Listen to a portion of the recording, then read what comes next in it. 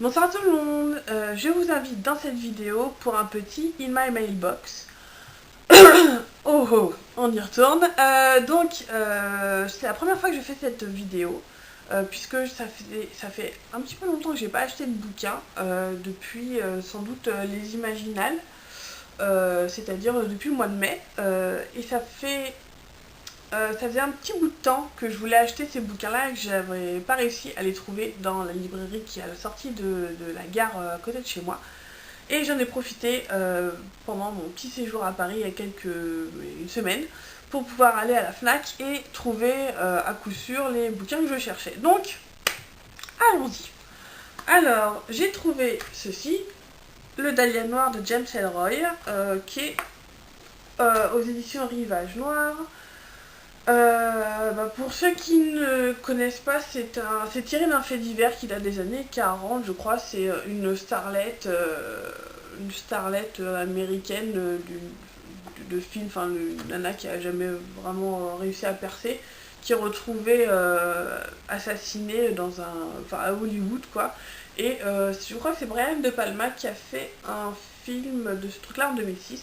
Et en fait, j'ai eu envie de lire ce bouquin-là après avoir écouté des émissions de Jacques Pradel sur, je crois que c'est Fait entrer, non, c'est le truc Café Crime ou je ne sais plus comment ça s'appelle. Bref, des émissions de faits divers de Pradel à la radio qui en parlaient du Dahlia Noir et j'ai trouvé ça vraiment passionnant comme histoire.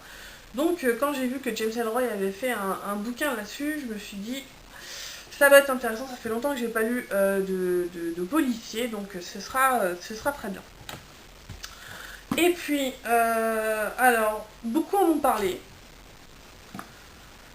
Ça m'a donné énormément envie de le lire, d'autant que je pense que j'ai besoin un petit peu de trucs light en ce moment.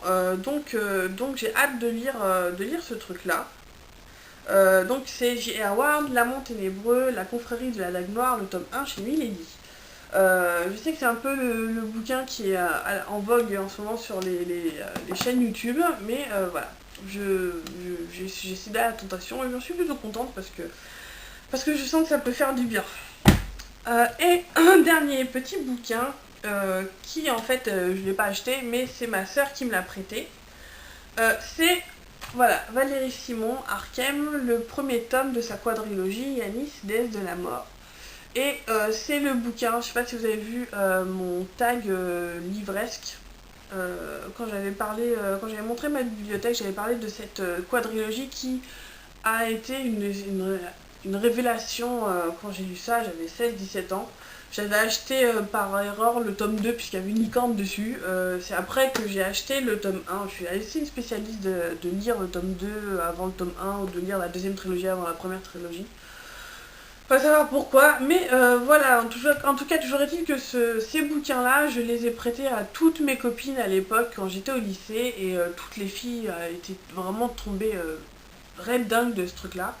On avait commencé à faire une BD tirée de cette histoire avec des amis à moi, c'est toujours c'est vraiment une Madeleine de Proust ce truc-là. Et je suis contente puisque ma soeur les a achetés.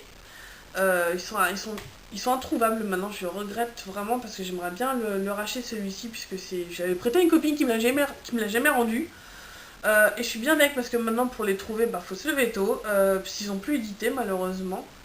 Et donc en gros, c'est l'histoire d'une fille métisse, donc dans un monde imaginaire, un monde fantasy, dans lequel il y a deux races qui se font la guerre, donc c'est les elfes et les démons de Rinante. Il va se trouver que deux êtres, bon, c'est un peu Roméo et Juliette, ils vont s'aimer, ils vont avoir un enfant qui est Yanis, qui est donc un mix vraiment de deux peuples immortels qui se sont fait la guerre pendant des centaines et des centaines d'années, quoi, voire des milliers d'années, et qui se font réellement la gueule et la guerre. Donc elle va être malheureusement élevée parmi les hommes, en tant que comment dire réincarnation réincarnation de la déesse de la mort. Donc elle va être une espèce de déesse vivante avec un sale caractère, etc. Et donc c'est un monde où il y a beaucoup de choses de fantasy qui, a priori, moi, me plaisent pas des mages, genre des elfes, des prophéties, des pouvoirs magiques, des magiciens, etc. Mais alors, je sais pas, mais là-dedans, mais ça passe comme une lettre à la poste, quoi.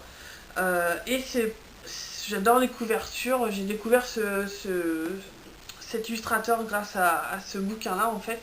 C'est Pascal Moguerou, pour ceux ou celles qui seraient intéressés.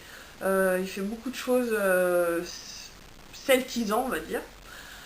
Je crois qu'il a publié des artbooks dans les éditions Au bord des continents.